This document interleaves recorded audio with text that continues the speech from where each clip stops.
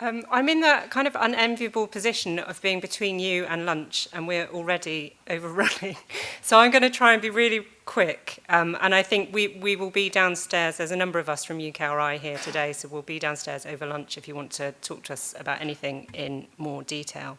So yeah, I'm Naomi. I'm from UK Research and Innovation.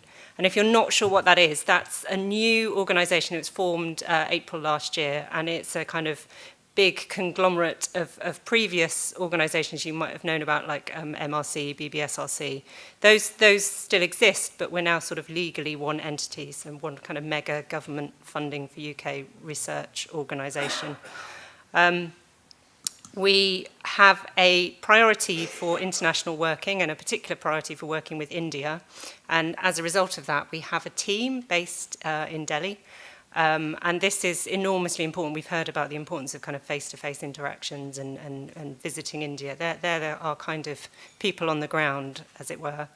And the team is currently UKRI India, used to be RCUK India. And since they were set up 10 years ago, they've supported over £300 million worth of collaboration with India. And this goes across the different areas of research that UKRI represents. So includes history, social science, biotechnology, all the different Indian funders that they've worked with are highlighted along the bottom there. We fund research. So we fund research in partnership with India. So the UKRI model is very much finding joint pots of money, so finding mutual priorities and working in equal partnerships on those. But we also fund research through our general responsive schemes. So UK academics can apply to us at any time, and there are normally ways of incorporating Indian partnerships in those collaborations. So there's some familiar names on this slide. This is I literally just put Antimicrobial and India into our database of abstracts, which you can search yourself. The website's at the bottom there to see the sorts of research that we fund. And I wanted to particularly talk about the research initiative that funded the bottom 4 projects there. They were funded through a single initiative that I ran in a couple of years ago now. And they're live grants at the moment. So very quickly, we kind of established a mutual priority in the area of AMR through various face-to-face meetings at a senior level with India, and particularly with the Department for Biotechnology. We formed a strategic group of funders, so these kind of UK funders down one side of the table and Indian funders down the other, talking about what we felt the gaps were.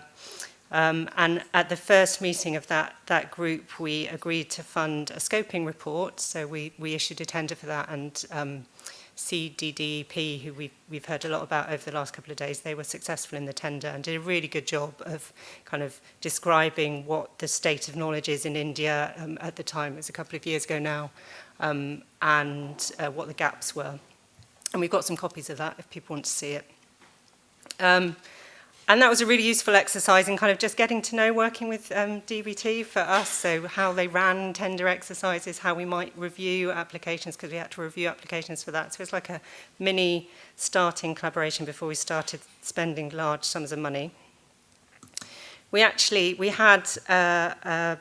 to £13 million to spend on research, and we knew from the scoping that we wanted to fund kind of really truly interdisciplinary research.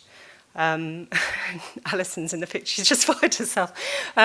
So we funded what's called a Sandpits. If you're not familiar with that, these are these kind of really intensive workshops that last up to a week, where you get groups of researchers who don't know each other, usually from different disciplines. Certainly in this case, they were from different disciplines. And by the end of the week, they've networked, they've got to know each other, they've had great research ideas, and they pitch these ideas to a panel. So it's quite intense process, but we ended up funding some really interdisciplinary teams at the end of all of this, and those projects are now live.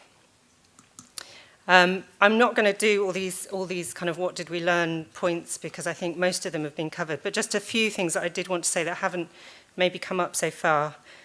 So one thing that I think is a real problem in research funding, we tend to In the UK, certainly from UKRI point of view, we increasingly fund kind of one-off pots of money. So we bid to government, get a pot of money, spend it with India. And I think we've seen our Indian colleagues be frustrated with that. They want us to have a kind of longer-term plan. And we've seen the types of things that Wellcome Trust and the Longitude Prize are doing that are kind of longer-term. We need to think more about how we can do that. And in particular, work across funders more. So often you'll find, you know, one fund, like British Council, for example, can fund workshops. So why don't we work together in the UK so we're building on activities that other people are running. The other thing I think we need to think very hard about is how we enable interdisciplinarity in international collaborations. Because it's hard, you're often working with a funder that represents a particular remit, and they might be willing to be broader than that, and certainly DBT always have been willing. But how you do that in practice can be quite difficult, how you enable that. And I think, finally, I would just say that it's really important to, as you're planning these things, think about the presumptions you're making and the language you're using. This has come up a couple of times, but I think it really came home to us when we were planning these for kind of really intensive networking events. So I think that's all from me, but there's some links there to further information, and we'll be downstairs later if you have any questions.